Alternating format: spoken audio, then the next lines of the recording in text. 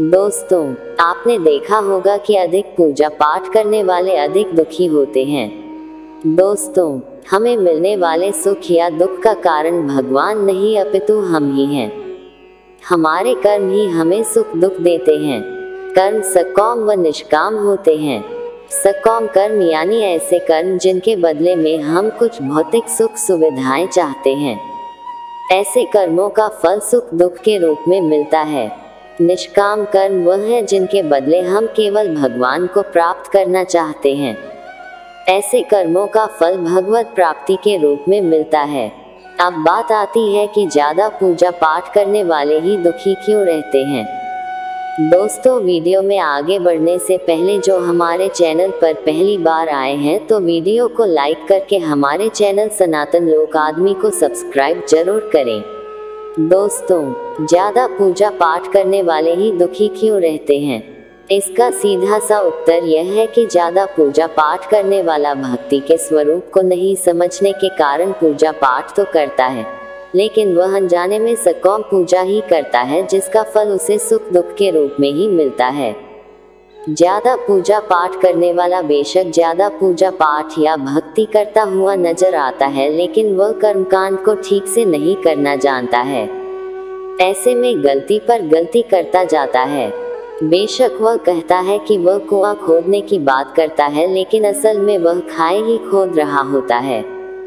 वह यह तो कहता है कि वह बहुत सारी दुनिया भर की पूजा पाठ या मेहनत कर रहा है, लेकिन असल में तो वह अपनी मेहनत बेकार ही कर रहा होता है।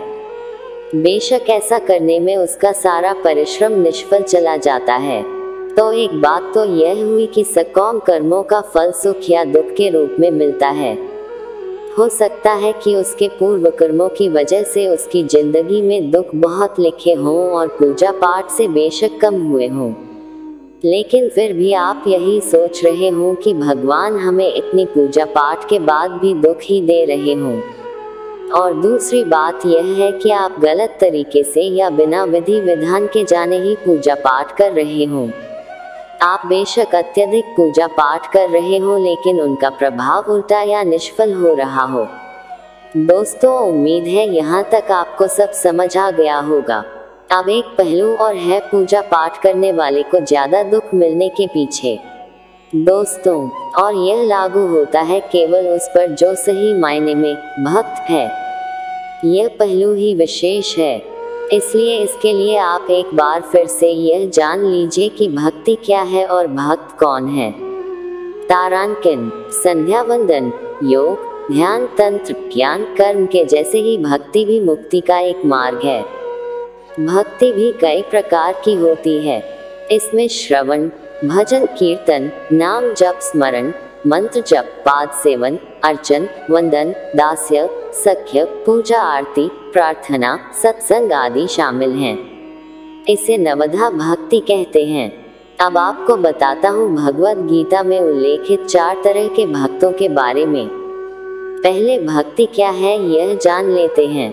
श्रवण, कीर्तन, विष्णु स्मरण, पाद सेवनम, अर्चन, वंदा, दास्यम, सख्यमात्मनिवेदनम। श्रवण, स्मरण, पाद सेवन, अर्चन, वंदन, दास्य, सख्य और आत्मनिवेदन। अब बात करते हैं 4 प्रकार के भक्तों के बारे में। गीता में भगवान श्री कृष्ण कहते हैं, चतुर्विधा भजन्ते मां जना सुकृतिनोर्जुन। आर्तो जिज्ञासुरर्थार्थी ज्ञानी च भर्तर्षभ। अर्थात हे अर्जुन, 8 जिज्ञासु, अर्थार्थी और ज्ञानी, ये 4 प्रकार के भक्त मेरा भजन किया करते हैं। इनमें से सबसे निम्न श्रेणी का भक्त अर्थार्थी है, उससे श्रेष्ठ 8 से श्रेष्ठ जिज्ञासु और जिज्ञासु से भी श्रेष्ठ ज्ञानी है। पहला 8 भक्त वह है जो शारीरिक कष्ट आ जाने पर या धन वैभव नष्ट होने पर अपना दुख दूर करने के लिए भगवान को पुकारता है। यही दुखी ज्यादा रहता है और भगवान को दोष देता है कि मैं तो इतना सारा पूजा पाठ करता हूँ, लेकिन फिर भी मुझे इतना दुख। इसकी एक वजह उसका प्रारब्ध भी होता है। दूसरा जिज्ञासु भक्त अपने शरीर के पोषण के लिए नहीं, वरन संसार को अनित्य जानकर भगवान का तत्व जानने और उन्हें पाने के लिए भजन करता है।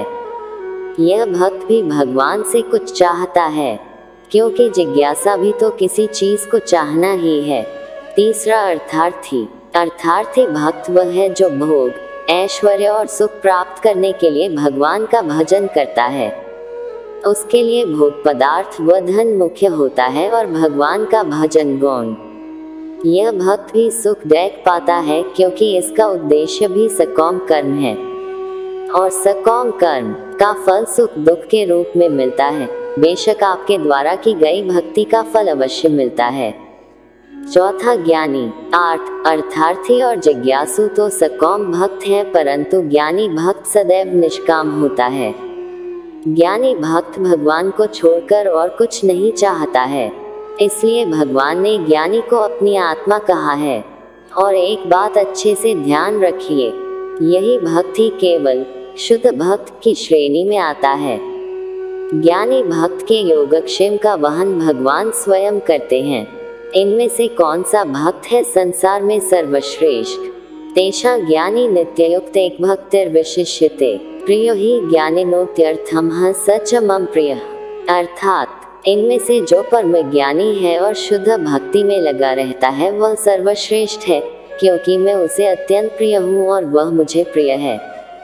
इन चार वर्गों में से जो भक्त ज्ञानी है और साथ ही भक्ति में लगा रहता है वह सर्वश्रेष्ठ है। और ऐसे भक्त के लिए ही भगवान ने कहा है कि अनन्याश्चिन्तयन्तो मां ये जनाः पर्युपास्ते तेषां नित्याभियुक्तानां योगक्षेम वहाम्यहम्। अर्थात भगवान श्री कृष्ण अर्जुन से कहते हैं, यहाँ अर्जुन का मतलब आप सब ही हैं जो जीवन के संग्राम के मध्य फंसे हुए हैं। तारान्कन है अर्जुन, अनन्य भाव से मेरा चिंतन करते हुए जो भक्तजन मेरी उपासना करते हैं उन नित्ययुक्त पुरुषों का योगक्षेम मैं वहन करता हूँ। आदि गुरु श्री शंकराचार्य जी का मत है कि अप्राप्त वस्तु को प्राप्त करना योग और प्राप्त वस्तु का रक्षण करना क्षेम कहलाता है। हमारे जीवन का संघर्ष भी तो प्रायः दो भागों में विभाजित ही रहता है कि हमारी सारी भागदौड़ अप्राप्त की प्राप्ति के लिए ही होती रहती है और हम चिंतित रहते हैं उस सब के रक्षण के लिए जो हमारे पास है। वस्तुतः हमारा कोई भी कार्य तभी यशस्वी हो सकता है जब हम अनन्याश्चिन्तयन्तो अर्थात संकल्प के विषय में निरंतर सोचते रहें। हमारा चिंतन पल भर को भी बाधित न हो।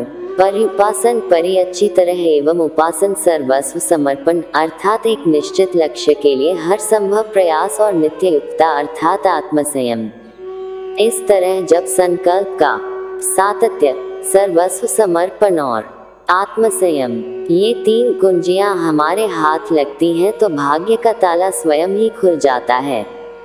अर्थात योगक्षेम का भार स्वयं भगवान वहन किया करते हैं। यही शाश्वत सत्य है। अब इसको बिल्कुल सरल भाषा में समझ लीजिए। एक लाइन में भगवान कहते हैं कि जो परम ज्ञानी भक्त हैं और जो अनन्य भाव से मेरी उपासना करते हैं उनकी जो जरूरतें हैं वह सब वो अपने आप पूरी हो जाती हैं, और जो आपके पास है उसकी रक्षा का भार भी स्वयं भगवान अपने कंधों पर लेते हैं। यह ठीक उसी तरह है जैसे एक छोटे बच्चे के खान पान, रहन सहन आदि की सारी जिम्मेदारी माता अपने सिर पर लेती है।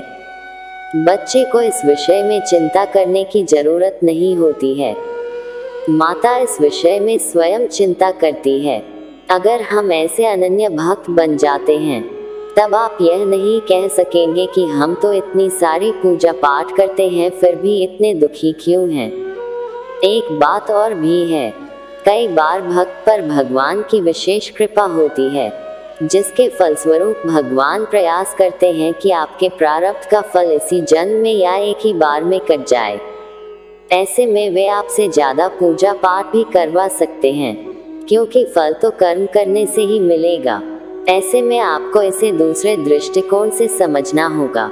इसे आप भगवान की कृपा ही समझिए। कई बार जीवन के अंत में या मृत्यु के समय आपको भगवान अत्यधिक कष्ट भी दे सकते हैं। असल में वो कष्ट तो आपके कर्मों के ही होते हैं। लेकिन उन कष्टों को भगवान इस तरह से व्यवस्थित कर देते हैं कि अंत समय कष्टों की वजह से केवल भगवान का नाम ही याद रहे, ना कि किसी सगे संबंधी या भौतिक विषय वस्तु का। और मृत्यु के समय हमारा जो भाव होता है हम उसी को प्राप्त करते हैं। ऐसे में भगवान की याद बनी रहने से ईश्वर आपके लिए भगवत धाम का रास्ता खोल देते हैं। तो ऐसे में यह न कहे कि भगवान ने उन्हें इतने कष्ट दिए, वो तो इतना पूजा पाठ करते थे। तो साथियों, इस वीडियो को देखने के पश्चात ज्यादा पूजा पाठ करने से क्या होता है, अब आप भली भांति यह समझ चुके होंगे। इस वीडियो को देखकर जीवन में स्पष्टता आई है तो कृपया इस वीडियो को अधिक से अधिक साझा करना मत भूलिएगा। धन्यवाद।